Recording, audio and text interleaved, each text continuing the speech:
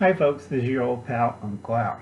No hat right now because I just finished cooking a bunch of 12-inch pizzas for my group and I'm very tired. Okay? These are small pizzas cut in half, so each container, cardboard disposable container, which is biodegradable, are given out to everybody. It comes with a cupcake and a salad. Today, because it's so hot, I did not make cupcakes. I made Jello. I made little, not on Harshman Hill's Jello shots, regular Jello with sliced fruit. All right, because Uncle Alan's very tired.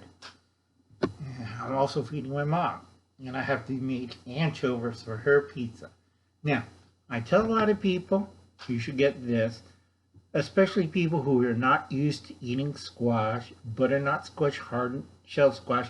This is used on fruits and vegetables in Mexico.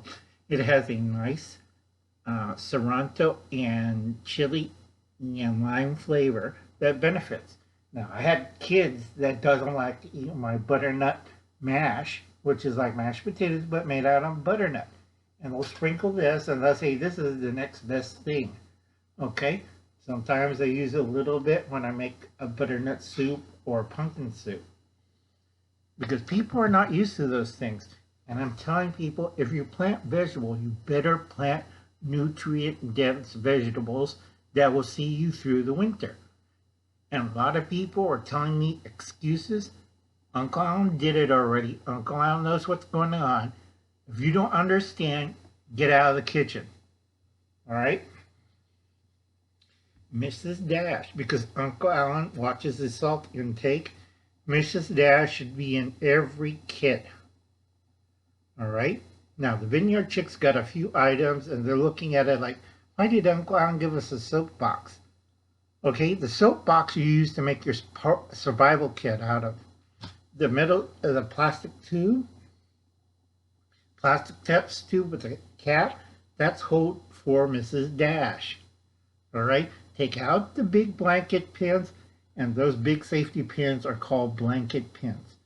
Learn something, folks. Uncle Alan's not going to be here pretty soon, and you're going to be screwed. All right, Uncle Alan be going to the great beyond, or I still got that job in interview for the Summer Flare of Hell, but I got a shoe in. Okay, because I told God I'm not going to heaven. I'm going to hell to the Summer Flare. And they say, why the hell do you want to do that? Because all the damn souls that cause me pain and torture and everything will be in that level. And I want to be there with the biggest, meanest pitchfork. And it's going to a place where the sun doesn't shine. And since it's eternal, throughout eternity, think about it. You're going to be with Uncle Al all eternity. Okay. Again, I tell people, pick up sardines. 3 of my stores right now had a run on all the rices, long grain package, you name it. They had a run on it. Okay, and people are listening to me, so they're starting to pick up sardines and rice and stuff. And I have a peanut sauce that is for Mamabear Prepping. Shows you how to use one of those and what to top with. You lightly fry this, flour it, lightly fry it, so it'll be crispy. All right? You lightly coat it after you fry it. You put it on the rice, you drizzle a little bit of sesame seed oil and vinegar. Vinegar cuts out the fishy taste. Cooking 101. You learn something with Uncle Al. Now, I know Heidi, Prepping and Disabled, is the only one who's listening to me and buying Nido. If you're prepping for elderly and disabled, everybody should have a couple of cans of these, especially if you have grandchildren. They have formulas for kids too. Okay? And this will tell you what they have in there. This is better, especially if you're elderly and disabled. Disabled. Now, in certain areas, you could stay and bug in. Okay? I seen Ray's video today. That's Urban Grandpa Prepper. And he said if you're old, disabled and stuff, stay in the building and ride it out. That's fine if it's a safe building. If it's one of those multi-story apartment buildings, I do warn people, you got to watch my next series, which is Apartment Survival. If you don't, you will die horribly because you listen to Ray, and that's some bad advice. Okay? Apartment living is okay to a certain point. And I showed you a lot of books and a lot of people who does that. But also I tell people, apartment living is some of the worst places to get caught in an SHTF. All right? Another thing is mobile homes. A lot of elderly and disabled people are stuck in mobile homes. We'll ride out the hurricane in this mobile home. And then you find their elderly dead body about 2 miles inland in a smashed up mobile homes. Tornadoes and hurricanes do not like mobile homes. Okay? I keep telling you that. We'll ride out the tornado in a mobile home. Okay? That's Uncle Alan's looking. Are you nuts? All right? Make sure you have a bag packed. Make sure you have food and supply that you can travel with. It's going to be hard if you're bugging out, and if you don't have a plan and you're going with the herd, you're going to be picked off as strays. Okay? Now, Uncle Alan used to have a retirement home up in Northern California. 6-bedroom house, swimming pool, workshop, which is a big garage. Had a few cows, had some horses, a few sheep and stuff. And lots of goats to keep down the brush. And I used to have a contract with, not under my name, but my girlfriend's name. But where I lived, there was a small town. Now, I knew everybody there. I went to church. I preached. Not a problem. Okay? That town is no longer there. The old people that refuse to leave, and we're going to ride it out in our house, our home, are all dead. Okay? You cannot ride out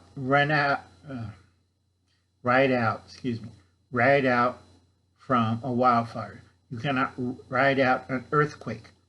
You can't kind of get smashed flat.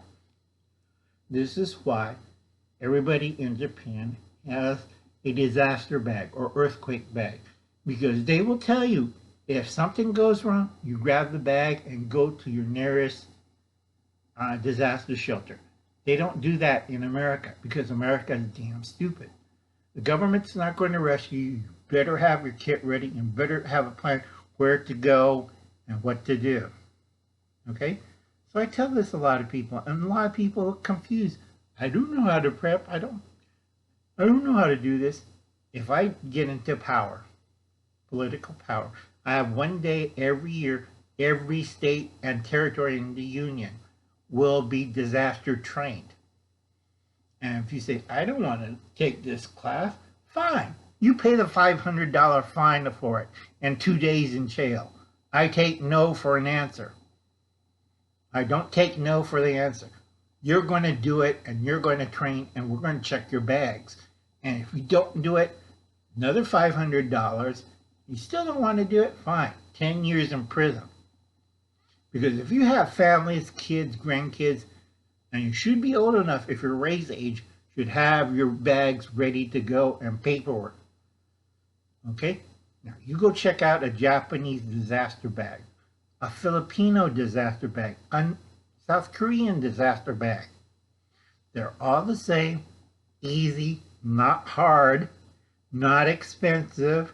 You don't have to buy special things. Okay? Common sense. Okay, another thing I like to prep with, I always buy these, 98 cents, constantly buy these, all right? Because I can use this, already comes with salt, has enough beans, heavy enough, and I could do a lot of things. I could add meat to it to make a chili base out of it. I could have fresh vegetables. I can top it with rice and stuff. This is what I'm going to do. I always get this name mixed up, and Bob knows what I'm talking about. Okay, I went to my Filipino store. They had a few cans and got it. $2.49, kind of expensive. But I got these because, two, if you find them still under a buck, pick them up. Even if you don't like sardines, you put it over hot rice and a cooked egg, and that's a meal right there. These have 4 sardines, and this should feed a family of 4 if you know what you're doing. A lot of you don't. Okay? I always call it Vigo, but it's actually Vigo. I always get the names mixed up. It'll be either tomato paste or tomato soup. Okay? Now, us Southern boys knows how to make spaghetti sauce out of tomato soup. Fairly easy, not as hard. A lot of people look at me, why you use this? Because if I can't get decent tomato paste, I will get tomato soup. All right, since they cut back on water, tomato soup is going up in price. They're cleaning out all the warehouses to bring in the new stock. New stock isn't coming. So what you find on the grocery shelf, that's it. That's why you only have 6 weeks, folks. I would beat people over the head. This is only 50 cents? Run over there. Why is Uncle Alan buying 20 cans of tomato soup? Okay. Another trick is, when I could find either New Zealand or Hereford I could still get this underneath $5. The New Zealand round can one is almost $6 right now. Some areas 7, 8. At one place I seen $9 for a corned beef. Now, you thinking, where does Uncle Alan has all this room? I'm going to do another separate video for Mamabear Prepping. Get a climate controlled storage room, not one of those big storage rigs things, or metal box, you know, the stackable kinds, but a simple storage unit. All right, you could get non-climate controlled, but remember, you're in an area where the air gets hot. I picked a climate control one, so it stays at a temperature of 70 degrees. I have it monitored and racked up. That's why my house isn't packed to the rafters with food or buckets or anything. It's a nice suburban house. Why? Because I could walk to my storage unit because I invested money and we set up on a corner near the railroad tracks a storage unit that has both regular storage for bulk and we have climate control. And a lot of you people don't understand investing. And you're going like, that's kind of smart, Uncle Alan. Unfortunately, Uncle Alan had a stroke and is not right in the head, so it's in my family's name and under my nephew's and niece's name. Okay? And they take care of me. A lot of you don't understand this. They'll take care of me because they know if they goof up, which they always do, they have somebody to rely on. Now, everybody in my family has a food closet. 3 of them already have, like me, has a storage unit, climate control. And I always inspect them. I open it up. If I find one stick of furniture or something in there, I'm going to mash it up. I'm not kidding. I will pound the living hell out of it. These climate control units are expensive, and I worked out a deal.